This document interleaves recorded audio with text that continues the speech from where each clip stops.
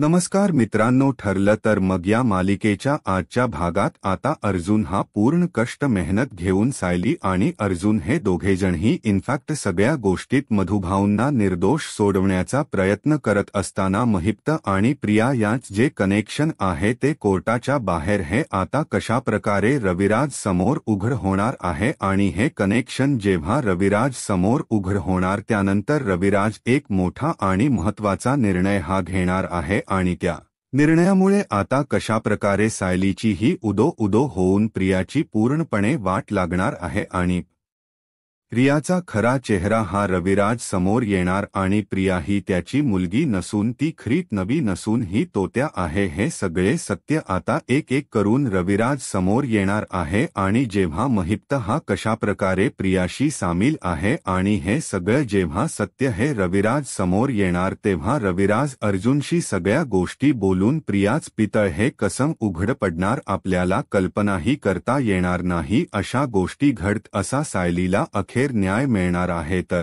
हे सगळं कसं घडणार आजच्या ट्विस्टमध्ये आपण बघूया तर आतापर्यंत आपण पाहत होतो की दामिनी महिप्त याचप्रमाणे साक्षी सगळे जण हे कोर्ट केससाठी आलेले असतात त्यावेळेला इथे आता अर्जुन देखील असतो आणि अर्जुनला पूर्ण समजलेलं असतं की दामिनीचा या केसशी काहीही संबंध नसताना ती इथे आली आहे अर्जुनला पूर्णतः माहिती असतं की हा जो काही सिक्वेन्स म्हणजेच हा जो काही सीन क्रिएट केला गेला हरीशच्या मृत्यूच हे सगळं सत्य हे मुद्दामच आता हा जो ट्विस्ट आणला गेलाय तो फक्त आणि फक्त दामिनीमुळे आणला गेला आहे कारण दामिनी ही मधुभाऊंना अडकवण्याच बघते परंतु मधुभाऊ या सगळ्यात अडकलेन जाता स्वतः महिप्त्यात अडकला जाणार आहे नंतर आता रविराज याने पूर्णपणे अर्जुनला या केससाठी सपोर्ट केला आहे आणि अर्जुनसाठी जे त्याचे मित्र आहेत दीक्षित यांच्याशी बोलणं करून घेतली आहे की लवकरात लवकर फॉरेन्सिकचा जो काही रिपोर्ट येईल तो रिपोर्ट हा इथे येण्याच्या अगोदर माझा जो स्टुडंट आहे अर्जुन त्याच्यापर्यंत यावा आणि ही सगळी गोष्ट तन्वीने ऐकण्याच्या अगोदरच रविराजने पूर्णपणे अर्जुनशी कन्फर्म केलेली असते आणि नंतर तन्वीला हे माहीत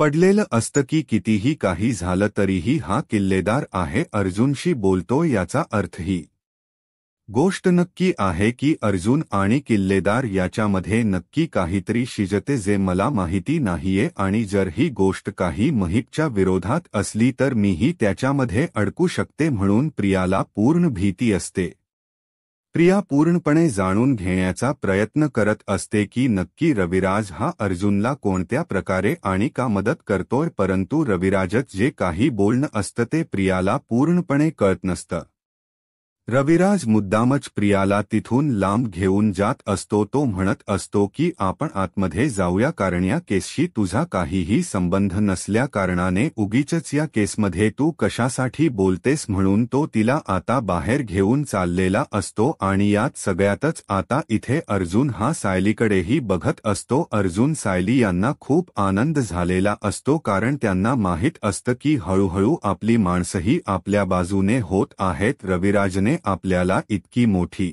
मदत केली आहे हे देखील अर्जुन आता कोर्टाच्या बाहेरच सायलीला सांगतो की आपल्याला फॉरेन्सिकचे एकदा की रिपोर्ट आले की सगळं सत्य समजून जाईल नेमकं हे सगळं कशामुळे घडलंय त्या फॉरेन्सिक रिपोर्टनुसार त्याचा मृत्यू कधी काय झालं हे नक्की सगळे डिटेल्स आपल्याला मिळतील आता हे जे फॉरेन्सिकचे रिपोर्ट्स येणार आहेत हे सगळे आता अर्जुनला आणि चैतन्यला साहिलीला माहीत असतात परंतु जो महिप्तीजीचा खबरी असतो तो महिप्तचा खबरी त्याला ही सगळी खबर सांगतो की असे घडणार आहे कारण तो त्यांच्यावरती पूर्ण लक्ष ठेवून असतो नंतर दोघीजणही म्हणजे सायली आणि तन्वी निघून गेल्यानंतर कल्पना आणि प्रताप दोघेजणही बोलत असतात त्यांचं बोलणं सुरू असतं की हे सायली आणि तन्वी एकत्र गेलेत तर काय प्रॉब्लेम आहे तेव्हा कल्पनाही त्याला सांगत असते की हे बघा, मी हे सगळं मुद्दाम त्या दोघींनाही त्यांच्या दोघींसमोर नाही बोलले, परंतु तुम्हाला असं वाटत नाहीये का की हल्लीकडे ना तुम्ही तन्वीला जरा जास्तच बोलताय? म्हणजे हे सगळं तुम्ही साहिली समोर करताय, याने काय होईल माहितीये का की तिला वाईट वाटेल की मोठ्या सुनेला मान देतात आणि छोटीला नाही. तेव्हा आता प्रताप हसायला लागतो आणि तो म्हणतो की कल्पना, अगं तूही ना अगदी लहान लहान मुलांसारखं बोलत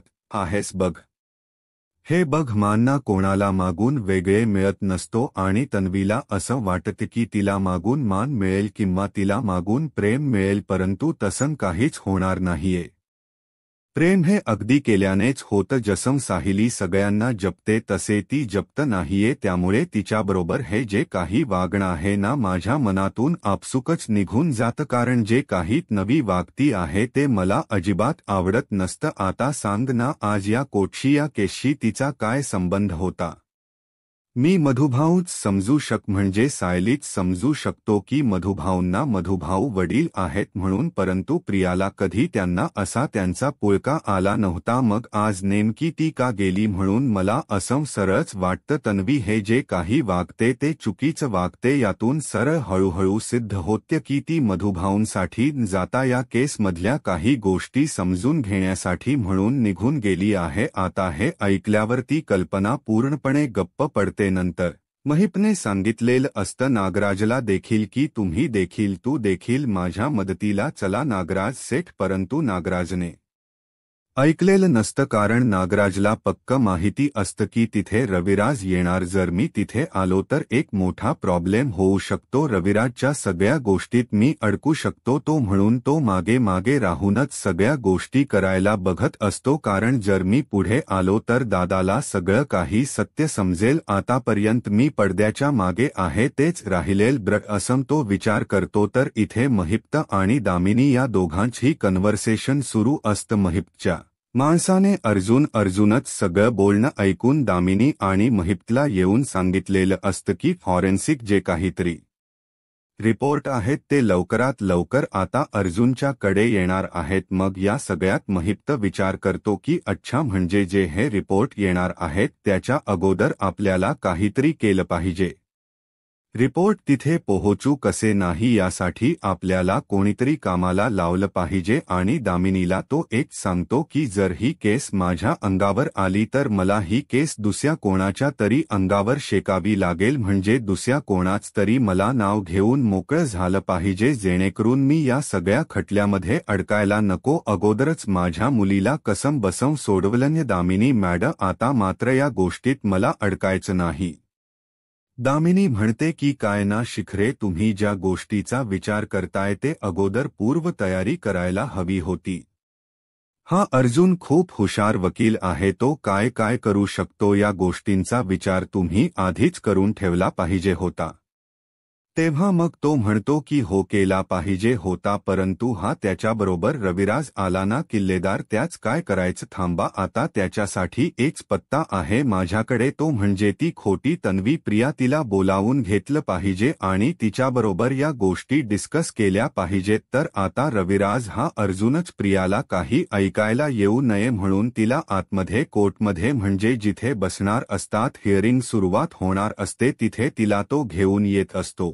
आणि कोर्टाची हिअरिंग सुरू होणारच असते. महिप्तला पूर्ण धाकधूक असते की जर ते रिपोर्ट्स हे अर्जुनच्या हाती लागले तरच अर्धसत्य हे अर्जुन समोर येणारच आहे. म्हणून महिप्त विचार करतो की आताच्या आता या चिचुंद्रीला मी बोलावून घेतो. म्हणून तो आता तिला फोन करता तिला मेसेज टाकतो आणि बाहेर ये लवकर असा मेसेज करतो. तेव्हा ती तिथून निघत असते. मग रविराज म्हणतो की काय झालं नवी? तेव्हा ती म्हणते की बाबा मी जरा येतेचा, जाऊन जरा तुम्ही बसा. तेव्हा मग रविराज म्हणतो की ब्र ठीक आहे, आणि मग ती बाहेर जाते आणि फोनवर बोलण्याच नाटक करत करतच बाहेर पडते. आता महिप्त विचार करतो की कुठे राहिली ही शिचुंद्री, हीच याबरोबर आता काहीतरी केलं पाहिजे, म्हणजे हिची मदत या बाबतीत घेतली पाहिजे. हे जे रिपोर्ट येत आहेत त्याच्या अगोदर किंवा हरीशला मी जे काही सांगितले त्या गोष्टी, त्याला पाठवलेले ते लेटर, या सगळ्या गोष्टी अगदी गुप्त आहेत. त्यामुळे लवकरात लवकर ही जर प्रियाच माझ्या कामी आली तर बरं होईल. आणि म्हणूनच आता कुठे राहिली म्हणून तो तिची सारखी सारखी वाट बघत असतो, तेव्हा ती धावत येते आणि म्हणते की बोला अण्णा सर, अहो हे कोर्ट आहे, तुम्ही मला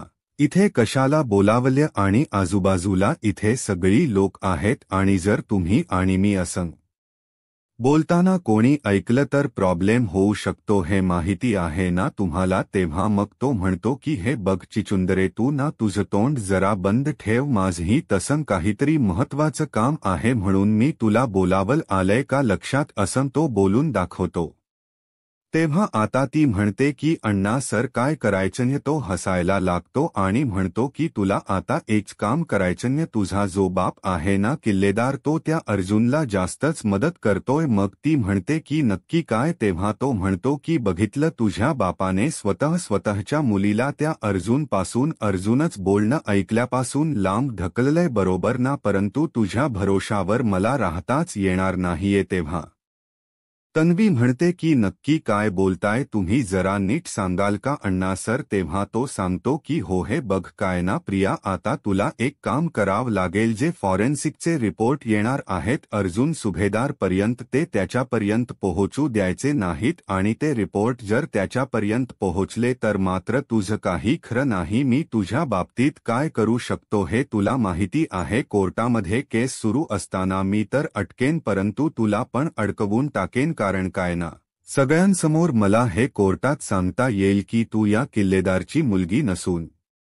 ती दुसरीच कोणीतरी तोत्या, आणि तू तोत्या तन्वी आहे, सगळं मी कोर्टासमोर सांगणार, रविराजला सांगणार. आता हे ऐकल्यावर ती म्हणते की काय हो अण्णा सर, तुम्ही आपले एकसारखे मला ब्लॅकमेल का करत असता, माझं सत्य सांगणार, माझं सत्य सांगणार म्हणून अगोदर तर तुम्हीच तर मला हे सांगितलेलं ना, तुम्हीच मला या खोट्या तन्वीचा वेश घेऊन घरात शिरायला सांगितलेलं सुभेदारांच्या, मग आता तुम्ही मला हे सगळं का बोलून दाखवता सारखं सारखं, आणि मला कशाला या गोष्टीवरून तुम्ही नुसतं ब्लॅकमेल करत राहता. तेव्हा मग तो म्हणतो की हे बघ, आता माझं डोकं ना खूप तापले, त्यामुळे तुला मी जेवढं सांगितले तेवढं काम कर, असं मी तुला का बोलत असतो, कारण तुझ्याशाने काही काम धड होत नाही.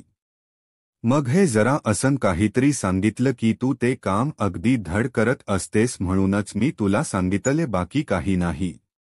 असं म्हटल्यावर आता तन्वी म्हणते की बरं ठीक आहे. आता मला एक गोष्ट समजत नाहीये की ते रिपोर्ट्स कसे येतील, काय येतील, मला थोडी समजणार आहे. आता एक गोष्ट नक्की आहे की ते रिपोर्ट इतक्यात पेपर्समध्ये तर नाही येणार, कदाचित ते मोबाईलवरून आले वगैरे काही झालं तर. तेव्हा मग तो म्हणतो की हे बघ चिचुंदरे, मी तुला ना इथे उगाचच बोलवलं नाहीये, सुरुवातीला जे रिपोर्ट्स असतील ना ते तुझ्या बापाच्या म्हणजेच किल्लेदारच्या फोनवर येतील, त्याच्यामुळे तुला त्याच्यावर लक्ष ठेवावं लागेल.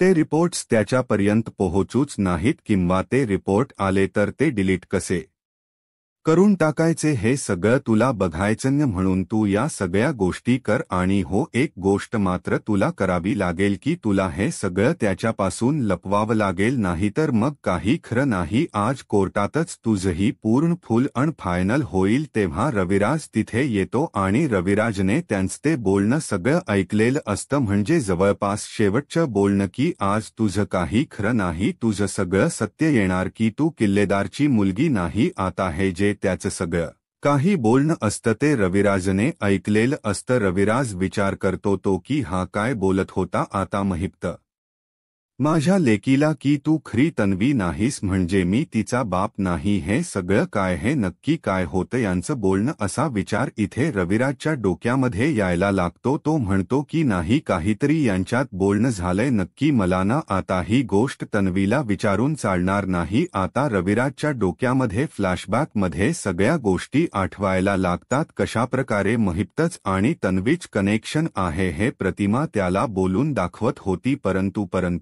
प्रतिमाचं बोलणं त्याने टाळून टाकलेलं असतं, आणि प्रतिमाचं बोलणं प्रियामुळे त्याने अगदी मनावर घेतलेलं नसतं.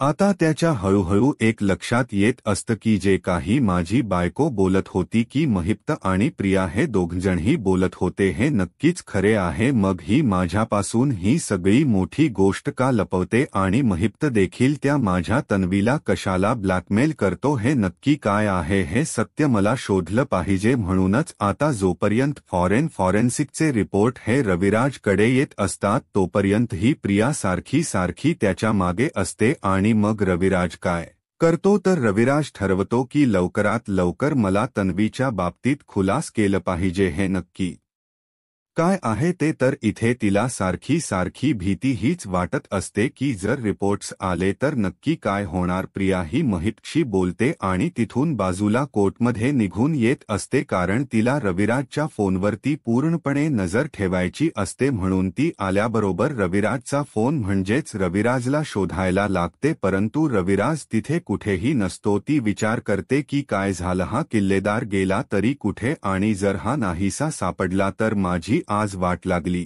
म्हणून आता तू पूर्णपणे ती घाबरलेली असते आणि कोर्टमध्ये बसणार तरी कशी, कारण रविराजच्या बाबतीत जर काही झालं तर म्हणजे ते पेपर्स वगैरे किंवा ते रिपोर्ट्स हे त्याच्यापर्यंत आले तर, म्हणून आता तन्वी पूर्ण घाबरलेली असते. इथे रविराज विचार करतो की नाही काहीही करून मला या तन्वीत सत्य समजलं पाहिजे. हा महिपती तिला बोललाच कसा, हे नक्की काय होतं असा विचार त्याच्या डोक्यामध्ये येत असतो. इथे प्रिया मात्र पूर्ण टेन्शनमध्ये असते की काय करू कसं करू, किल्लेदार नेमका गेलाय तरी कुठे याच टेन्शन आता तिला आलेलं असतं. म्हणून आता इथे रविराज हा सुरुवातीला विचार करतो की या गोष्टीत माझी कोण हेल्प करू शकेल. जर मी अर्जुनशी या बाबतीत बोललो तर अर्जुन या केसच्या प्रकरणात अडकलेला आहे, काय करू मी, म्हणून तो आता विचार करत असतो. तेव्हा तन्वी मात्र सारखी इकडे तिकडे पूर्ण कोर्टमध्ये रविराजला शोधत असते. रविराज चिंतेमध्ये असतो की आता जर ही गोष्ट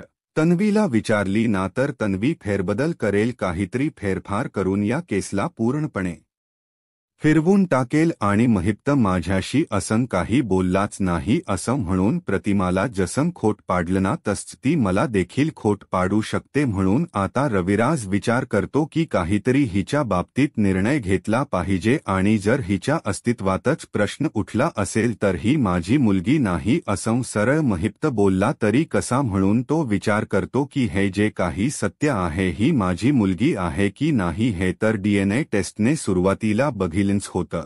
आता ही नक्की काय गोष्ट आहे, म्हणजेच प्रियाचा भूतकाळ आपल्याला बघितला पाहिजे. ती जेव्हा लहान होती तेव्हा नेमकं काय घडलं होतं हे सगळं आपल्याला सांगणारी एकच व्यक्ती आहे, ती म्हणजे मधुभाऊ, ज्यांच्या आश्रमामध्ये ती राहत होती. म्हणून आपण एक काम केलं पाहिजे, त्यांच्याकडे या सगळ्या गोष्टी शोधल्या पाहिजेत. तेव्हा आता तो कसलाही विचार न करता त्यांच्याकडे मधुभाऊंकडे येतो. तेव्हा मधुभाऊंची भेट जेव्हा तो रविराज घेतो तेव्हा मधुभाऊंना अगदी धक्काच बसतो की चक्क रविराज वकील माझी भेट घेण्यासाठी म्हणून आले. तेव्हा ते म्हणतात की हो, आज तशी गरजच पडली म्हणून मधुभाऊ तुमची भेट घ्यावी लागली. खरं तर मला एक गोष्ट नक्कीच कळली, अर्जुन ज्या पोटरकीने तुमची केस लढतोय त्यावरून हे सिद्ध होते की माझा जो स्टुडंट आहे तो कधी चुकणार नाही. तुम्ही निर्दोष सिद्ध आहात हे अर्जुन कोर्टामध्ये सिद्ध केल्याशिवाय शांत बसणार नाही. तुम्ही नका घाबरू, सगळ्या गोष्टी अगदी व्यवस्थितपणे क्लिअर होतीलच. तेव्हा मात्र मधुभाऊंना खूप आनंद होतो की रविराज तरी आपल्या बाजूने आहेत, म्हणजे अर्जुन बरोबर रविराजही आपल्या बाजूनेच आहेत याचाही आनंद झालेला असतो. सगळेजण आता टेन्शनमध्ये असतात की रविराज नेमका कशासाठी आला आणि हे सगळं काय घडते. रविराज पूर्ण एक दिवस स्वतःच्या डोक्याने विचार करत मधुभाऊ पर्यंत पोहोचलेला असतो. तेव्हा तन्वी ही कुठेतरी बाहेर महिप्तीलाच भेटायला निघालेली असताना तिथे रविराज येतो आणि म्हणतो की ये तन्वी, अगं जरा नशीब बाहेर ये, मला ना जरा काहीतरी महत्त्वाच्या गोष्टी करायच्या. तेव्हा तन्वी विचार करते की नक्की काय बोलायचं असेल, या किल्लेदारला नक्की त्याच्या मनामध्ये काय सुरू असेल. म्हणून आता रविराज हा मधुभाऊंना सगळं विचारतो. तेव्हा मधुभाऊ त्याला सांगतात की ही जी मुलगी आहे म्हणजेच तन्वी ती माझ्या आश्रमात आली होती. ती म्हणजे या दिवशी म्हणजेच 2005 तेव्हा मग आता रविराज विचार करतो 2005 परंतु माझा आणि प्रतिमाचा ॲक्सिडेंट तर 2002 झाला होता मग नक्की हे सगळं काय आहे तेव्हा ते म्हणतात की हो जी तन्वी आहे ना ती 2000 म्हणजेच प्रिया ही 2005 माझ्या आश्रमामध्ये आली होती तेव्हा रविराज म्हणतात की हे सगळं तुम्ही जे काही बोलताय ते अगदी खरं आहे का तेव्हा मग मधुभाऊ म्हणतात की हो 100% खरं आहे मी माझ्या विद्यार्थ्यांच्या बाबतीत कधीही चुकत नाही म्हणजे जे काही माझ्याकडे मुलं आलीत त्यांच्या बाबतीत आणि तुम्हाला हवं तर तशा नोंदीही आहेत माझ्याजवळ की हे सगळं जे काही घडतं ते त्या वर्षीची मुलं कधी काही हे सगळं जमतं मग ते हेही सांगतात की तिची आई ही आश्रमामध्ये तिला घेऊन आली होती तिच्या आईला एक गंभीर आजार असल्याकारणाने ती आमच्या आश्रमात घेऊन आली होती आणि व्यवस्थित सांभाळ करा असंही म्हणाली आता तिच्या आई संदर्भात मला काहीच माहिती नाही कारण त्या नंतर भेटण्यासाठी आल्या नाहीत मग त्या जिवंत आहेत हेही आपल्याला सांगता येणार नाही मधुभाऊ विचार करतात की आई म्हणजे माझी मुलगी ही तर ॲक्सिडेंटच्या नंतर एकटीच तिथे मधुभाऊंना सापडली असती मग हे सगळं कसं काय घडलं तेव्हा मधुभाऊ सांगतात की ॲक्सिडेंट तर म्हणजे सायलीच्या आई वडिलांचा झाला होता सायलीचे जे आईवडील आहेत ना ते ॲक्सिडेंटमध्ये गेले होते आणि नंतर सायलीही माझ्या आश्रमात आली मग नक्की तुमचं काय म्हणणं आहे तेव्हा मग पूर्णपणे रविराजचे टोटल लागत नाही की सायली हिचे आई वडिलांचा ॲक्सिडेंट झालं परत सायली कुठल्या आली तेव्हा मग सायली 2002 ला आली मग त्यावेळेला पूर्ण सत्याचा उलगडा होतो की 2002च्या सालीच माझी झालं कोणत्या महिन्यामध्ये तर तो महिनाही मधुभाऊ सांगतात की या महिन्यात सायली माझ्याकडे आली मग आता मात्र रविराजला लक्षात येतं की ही प्रिया आहे ती तन्वी नाहीये मग सायली ही माझी तन्वी आहे का कारण ज्या कारणामुळे प्रियाच्या या सगळ्या खोटाड्या स्वभावामुळे रविराज या मुळापर्यंत पोहोचलेला असतो ते मूळच आता नेमकं मधुभाऊंनी खोडून काढलेलं असतं की रविराजांनी त्यांचे डोळे उघडलेले मधुभाऊंनी रविराजांचेच डोळे उघडलेले असतात की हे सगळं सत्य हे पूर्ण तुम्हाला जे माहिती आहे ते खोट आहे कारण प्रिया जी आहे ती तन्वी बनण्याच नाटक करते आणि ती तोताई आहे त्यामुळे सायली जी आहे तीच खरी तन्वी आहे तेव्हा मधुभाऊ आणखी एका सत्याचा उलगड करतात ते म्हणजे की ही जी तन्वी आहे ती सायलीचा फोटो घेऊन राहते म्हणजे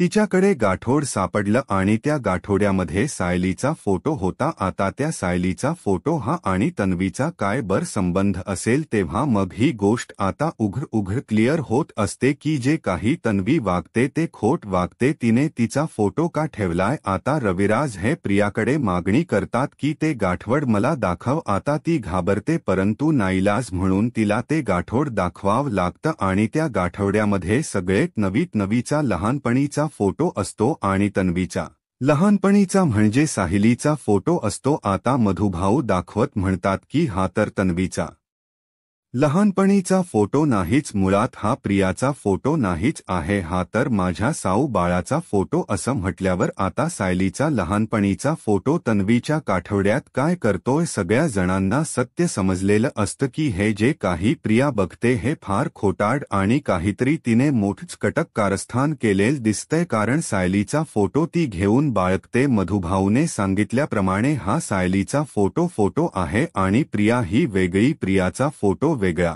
आता तो फोटो हा आश्रमात सापडेल परंतु नक्कीच या गोष्टीत काहीतरी लपला आहे तेव्हा मात्र रविराजच्या लक्षात येतं की तन्वी तू आमच्याशी खोट बोललीस तू तन्वी नाही आहेस तू प्रिया आहेस प्रिया तन्वी म्हणजे माझी सायली आहे हे सगळ्यांच्या लक्षात येतं पूर्णाजीला मात्र रागांवर होतो आणि ती येऊन प्रियाचा आता थोबाच पडते कारण तिने जे काही वागलेली असते त्याचा तिला भयंकर आता राग आलेला असतो म्हणून तिच्या संतापाची तिडक जाते आणि ती तिचे आता कान फोडते अशा प्रकारे आता प्रियाच सगळं सत्य हे रविराज अनेक किल्लेदार आणि सुभेदारांसमोर आले असतं आता नेमकं प्रियाची पुढे काय अवस्था होणार हे पाहायला आत्ताच माझा महाराष्ट्र या यूट्यूब चॅनलला सबस्क्राईब करा धन्यवाद.